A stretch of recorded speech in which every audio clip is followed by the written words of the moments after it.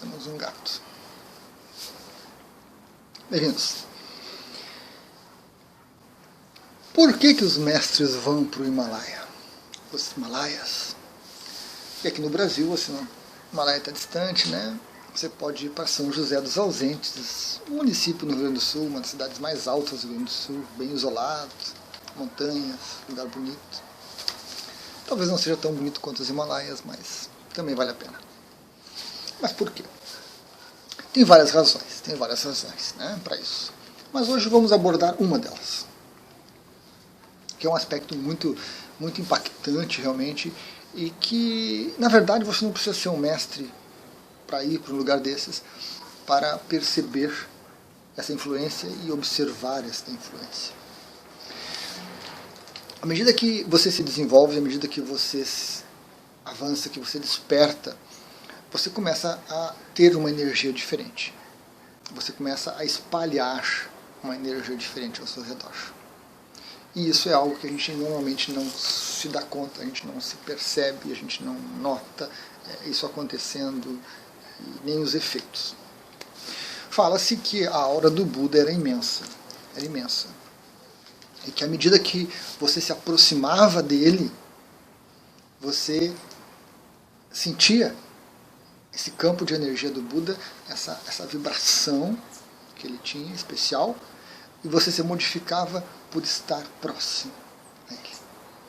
E isso se fala da maioria dos mestres, dos yogis que a gente tem, né, daqueles verdadeiros, que quando você estava na presença deles, era impossível ficar indiferente a essa energia que eles emanavam.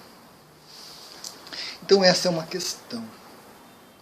Muitos mestres, e muitas pessoas, eu diria até mais evoluídas, né, mais despertas, evoluídas talvez não seja o termo, porque a gente tem que entrar em alguns detalhes sobre a evolução, mas mais despertas, que têm o seu campo de energia aumentado, têm a sua aura ampliada, e que percebem esse alcance, essas pessoas acabam buscando lugares remotos, lugares distantes, para tanto poderem prosseguir no seu desenvolvimento, né, que um lugar remoto traz uma série de benefícios, quanto para diminuir o impacto dessa aura ao seu redor.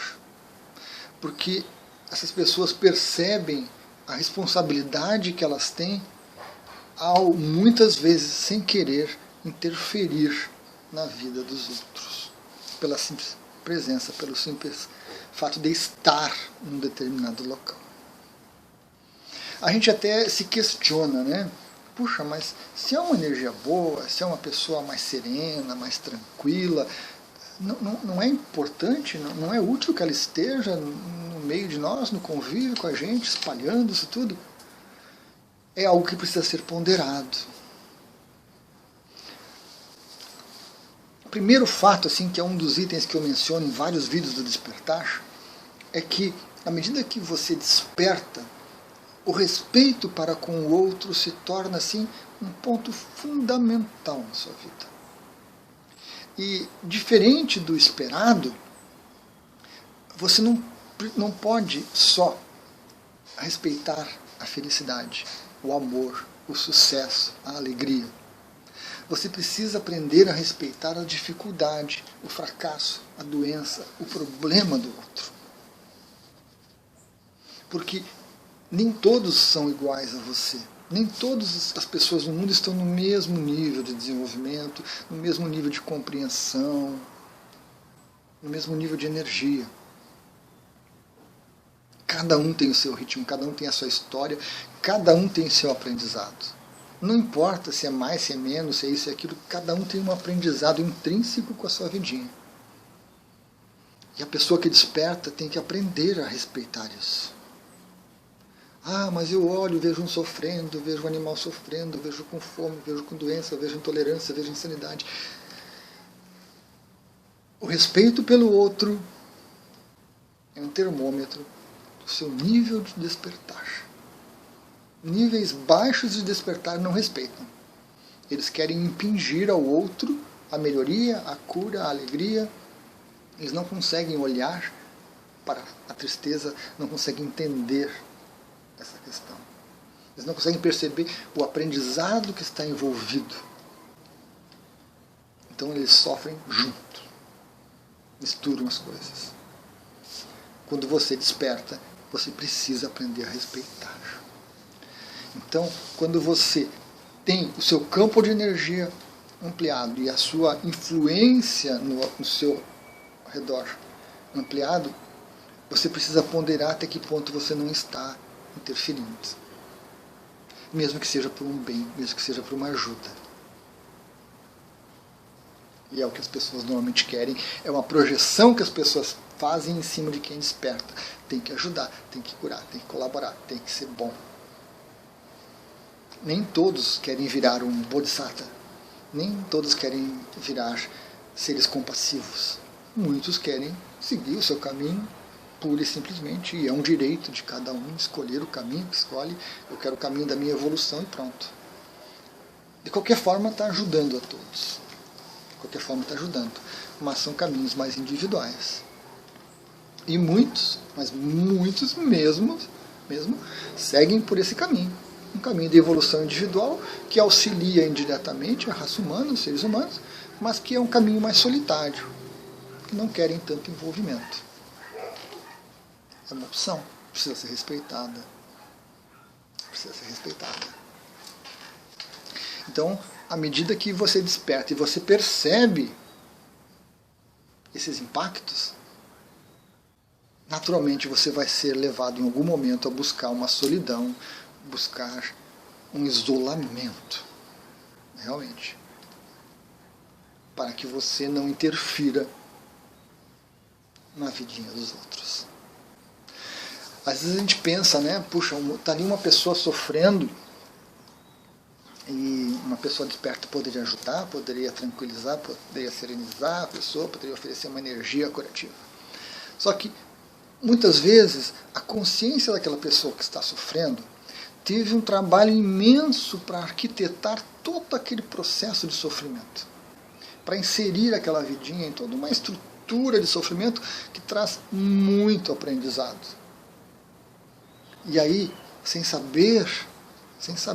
conhecer esses aspectos mais abrangentes, a mente olha, eu quero ajudar, eu quero salvar, eu quero resolver.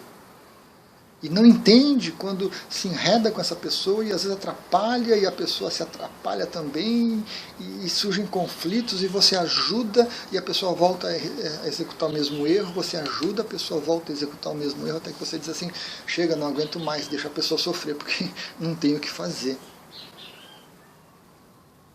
É porque aquela pessoa, a consciência dela, trouxe um trabalho de aprendizado muito forte que não vai conseguir ser executado se aquele processo for interrompido.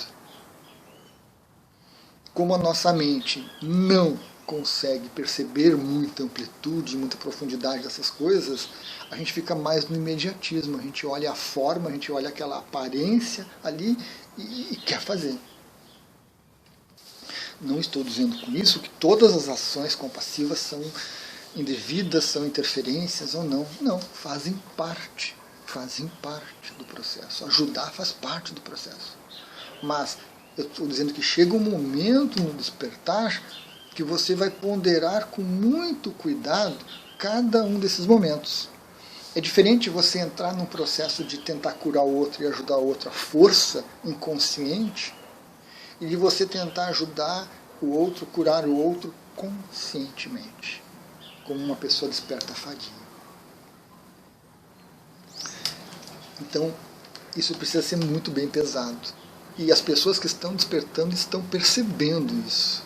Estão percebendo que muitas vezes não vale a pena se envolver com esses processos. E não é egoísmo imaginar, vai me atrapalhar meu processo de evolução, de despertar. Não, não é questão de egoísmo. É questão de compreensão, realmente. Porque se abrem novas formas de olhar, novas perspectivas, e você não pode ficar escondendo elas, você não pode ficar indiferente a elas. E nós precisamos que mais pessoas despertem e evoluam, porque elas ajudam de uma maneira indireta todos nós. Mesmo que sejam caminhos individuais. Então muitos mestres vão para São José dos Ausentes, fazendo propaganda da cidade que eu nem conheço, porque nesses lugares mais isolados, mais solitários, eles continuam as suas práticas, continuam seus exercícios, continuam ajudando de outras tantas formas que existem, mas não causam interferências indevidas. Não causam. E não perdem energia ao ter que se policiar. Porque esses seres, quando eles entram em lugares com muitas pessoas, a atuação deles é imensa, atua com tantas pessoas ao mesmo tempo, e eles não têm ainda a condição, a maioria, de perceber essas individualidades todas, de estar atento a cada uma delas e recolher as energias, e puxar, e se fechar, e assim por diante. Então, eles vão para os Himalaias, vão para uma reclusão. Para quê? Para poder se desenvolverem, muitas vezes para poderem estabilizar essa energia. Porque quanto mais você entra em contato com os outros, com essas energias desequilibradas, mais você se desequilibra. Então você não consegue muitas vezes avançar no despertar, porque você não consegue uma estabilidade para isso. Você está sempre sujeito a campos de energia insanos, realmente influenciando você, e isso desgasta. E aí a gente acaba precisando fazer esse deslocamento. Isso realmente não é entendido por muitos, porque muitos não respeitam, porque muitos não estão despertos. Muitos consideram egoísmo, muitos acham que tem que se doar, muitos acham que é um dom divino que tem que ser compartilhado. Muitos não entendem esses processos de despertar, essas necessidades, esses momentos. E aí criam-se conflitos desnecessários. A gente até pode pensar, poxa Luiz, mas se tem ali uma pessoa mais desperta, será que as consciências de todos não estão aproximando os que precisam para entrar em contato? Sim, existe esse movimento. As nossas consciências não estão isoladas, cada uma cuidando das suas vidinhas. Elas estão em comunhão, estão trocando informações. Existem grupos de consciências, de mônadas afins, que evoluem de uma maneira conjunta. Sim. Mas é muito difícil que isso ocorra sempre. É querer demais que haja sempre uma coordenação perfeita. Não, há um caos. Existem os acidentes de percurso, existem tantas coisas envolvidas. Coisas que a maioria de nós não percebe, não se dá conta. Esse isolamento, essa solidão, no começo do despertar é difícil. Porque as pessoas normalmente encaram a solidão como uma coisa ruim. Encaram a solidão como uma coisa que incomoda. Estar isolado é um problema, eu tenho um problema, eu tenho que estar em comunhão com os outros, eu tenho que estar em contato, eu tenho que estar em contato com a família, com os amigos, com os amores, com os amados, com os amantes, eu tenho. Porque esse é um condicionamento colocado pela sociedade. Mas você desperta e você precisa de momentos, cada vez mais. Alguns mais, outros menos. Não é uma regra. Dentro do Reiki Sui, no nível 3A do Reiki Sui, nós temos isso muito, muito, muito claro. O reikiano, quando chega no nível 3A, ele sente muito isso de ciclos, de introspecção, de necessidades de se fechar, de se guardar, de se recolher. E depois um ciclo de expansão, onde você vai buscar o contato, onde você vai buscar compartilhar as coisas. No momento você é uma ilha que se isola, no outro momento você é um rio que se espalha. Então, ali a gente tem uma experiência disso. Mas uma pessoa que está despertando mais de uma maneira mais avançada, ela vai buscar isso com muito mais consciência, gerenciando esses momentos. Para eles, no começo importa a opinião dos outros. Quando a família reclama, quando os amores reclamam, quando os amigos reclamam, isso importa. Mas aos poucos aprendem a lidar. Não há outro caminho. Não se pode conter ou deter o processo de despertar. Para nós que observamos isso, que percebemos isso, em geral é tristeza, né? É o apego, é aquele querer estar junto, aquele querer estar próximo por apego, com pouca compreensão.